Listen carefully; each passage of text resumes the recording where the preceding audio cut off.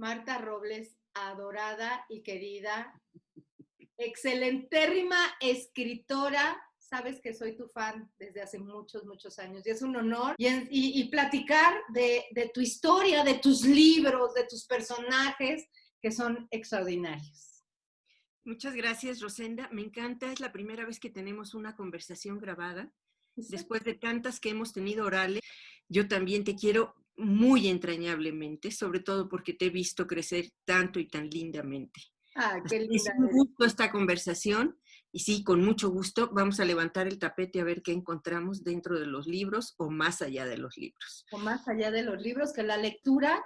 Y bueno, de golpe que nos llegó esta pandemia y de golpe que la gente ha empezado, según me platican, a leer, Marta. Mucha gente que no tenía esa costumbre, pues se han refugiado en los libros, lo cual me parece maravilloso. Mira, sí y no, es un tema delicado. Sí. Decir que leen es también algo relativo. Einstein siempre será vigente. La lectura es una forma de educación. Tú puedes leer desde los anuncios de los letreros en el supermercado, pero la lectura es una educación. La lectura no es ir consultando libros bestsellers, no es ir consultando lecturas de entretenimiento, de superación personal, que evidentemente son lecturas. Es una cosa que hay que explicar y que hay que ser muy cuidadosos en el análisis del tema. Por ejemplo, a todos desde la primaria nos enseñan gramática y a escribir. Lo cual no significa que por el hecho de que conozcas la gramática, relativamente porque poca gente conoce la gramática, no quiere decir que porque sepas escribir, estés dispuesto a ser escritor y tengas talento para la escritura. Saber leer tampoco significa que por el hecho de que te dieron clases de lectura, sepas leer. Leer es un aprendizaje, es como la investigación científica, es como la música. Una cosa es que cantes en el baño, otra cosa es que te guste tararear en el coche, y algo muy distinto es que tengas formación musical, entiendas de qué se trata la música, aprecies la música con conocimiento y sepas qué es una sinfonía, qué es el jazz, sepas quiénes son los compositores, por qué corresponde tal pieza a tal época, qué representa la música y cómo refleja el momento y la circunstancia de cada autor. La literatura es lo mismo. La literatura es un arte, es el arte de la palabra. Y eso de que más gente lee, bueno, posiblemente leen bestsellers, leen muchos libros de entretenimiento que no representan un problema, un desafío. El aprendizaje y con el aprendizaje va el gusto y el placer de lo que se está haciendo, siempre implica un esfuerzo.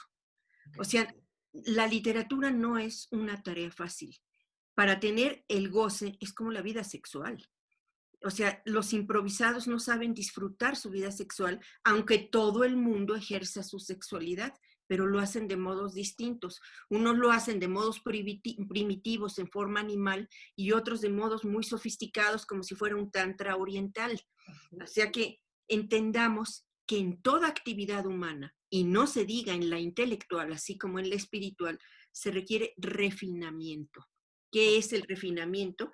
Afinar las aptitudes, afinar los recursos y la técnica para que lo que tú hagas resulte en su óptima posibilidad, ya sea en el goce, ya sea en el entendimiento, en la aportación o en la recepción.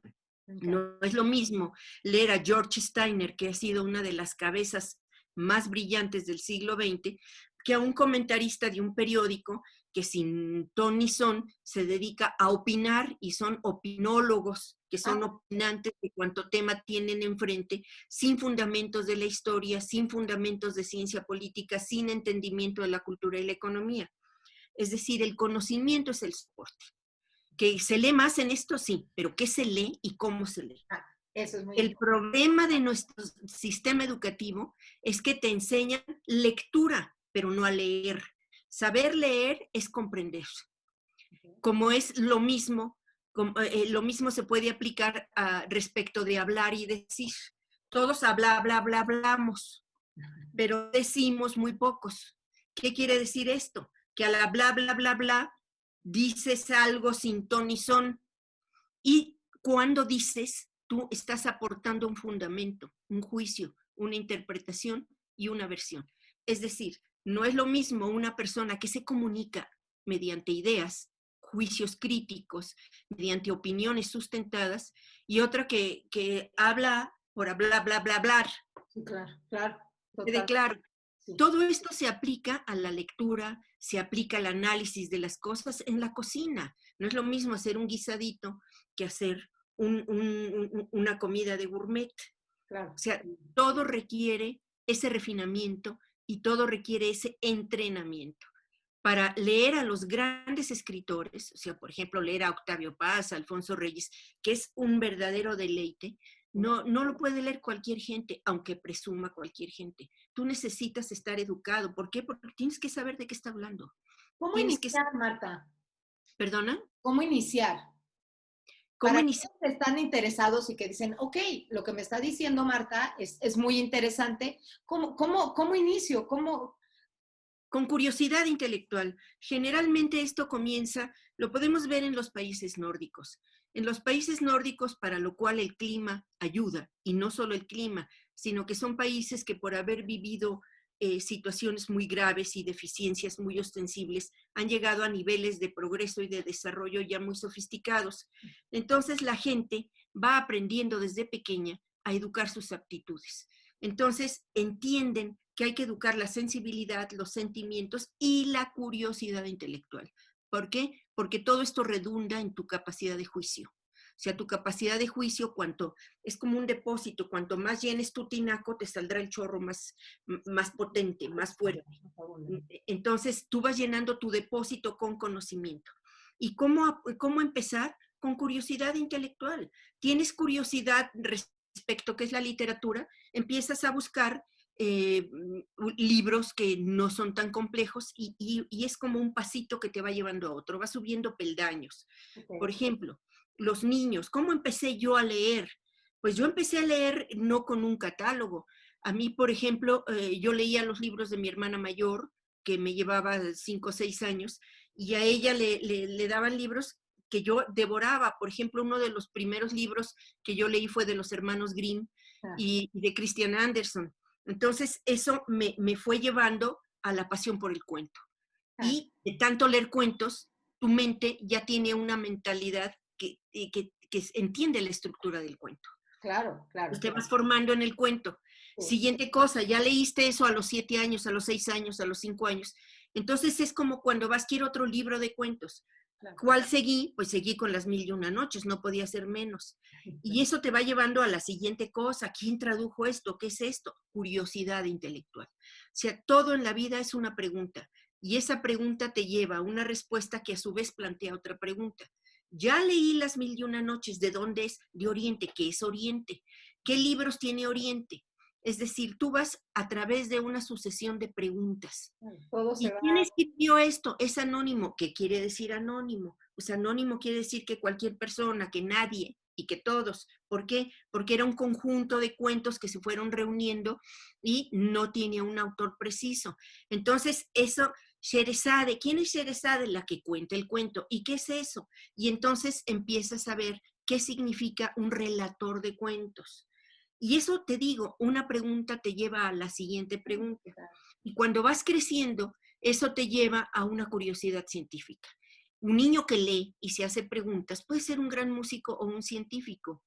Hay un científico precisamente que se apellidaba Collingwood, que al analizar el método científico, examinaba este método de preguntas. Que una pregunta te lleva a una respuesta, pero esa respuesta es en sí una pregunta. Claro. ¿Cómo es toda una pregunta? O sea, ¿cómo se llama el que se echó al mar a buscar el fondo del mar, el buzo, el de... ¿Justo? ¿Cuál? ¿Jacques Cousteau? Cousteau. Bueno, Cousteau empezó con una pregunta, ¿qué hay allí? O sea, como él había tenido un accidente y tenía que nadar para habilitarse los brazos y las piernas, empezó a hundirse y acabó inventando aparatos para estar abajo del mar, acabó descubriendo especies animales. ¿Por qué? Porque una pregunta le llevó a otra. ¿Qué es lo que Collingwood te plantea? Tú vas de una pregunta a otra.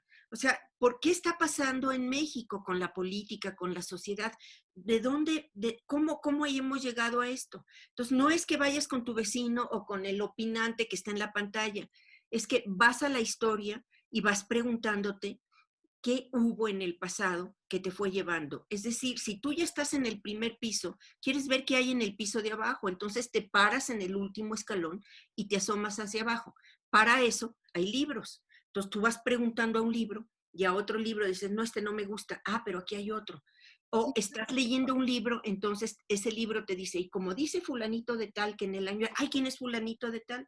Y vas a buscar a fulanito de tal. Exacto. Otra vez, una cosa te lleva a la siguiente. Exactamente, El exactamente. tiempo aquí dura corto, pero hemos de hacer muchas pláticas, que ya platicaremos, de grandes mujeres escritoras como tú, para que nos vayas guiando, nos recomiendes a todas las que nos ven y demás, qué leer, cómo leer, que lean tus libros. Ahorita ya voy a poner las portadas ahí para que todo el mundo te conozca, porque eres una verdadera joya y de veras qué rico hablar contigo y luego se le pone con estas pláticas, pues te empieza a girar inmediatamente el cerebro hacia hay que hacer y hay que preguntarnos el por qué.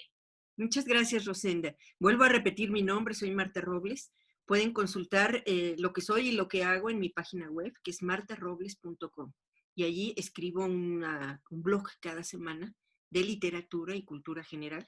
Y me gustaría muchísimo que lo leyeran y que se sumaran a mis lectores. Y a ti, Rosenda, cómo me ha dado gusto platicar contigo. Ojalá pronto lo podamos hacer cuerpo a cuerpo, con una linda comida compartida. Acuérdate del pan y la sal desde los remotos, antiquísimos persas, que es tan importante compartir eso, que es lo fundamental de la vida. Así que te lo agradezco de corazón y repitámoslo. Por darnos estas palabras que de verdad hacen mucha falta.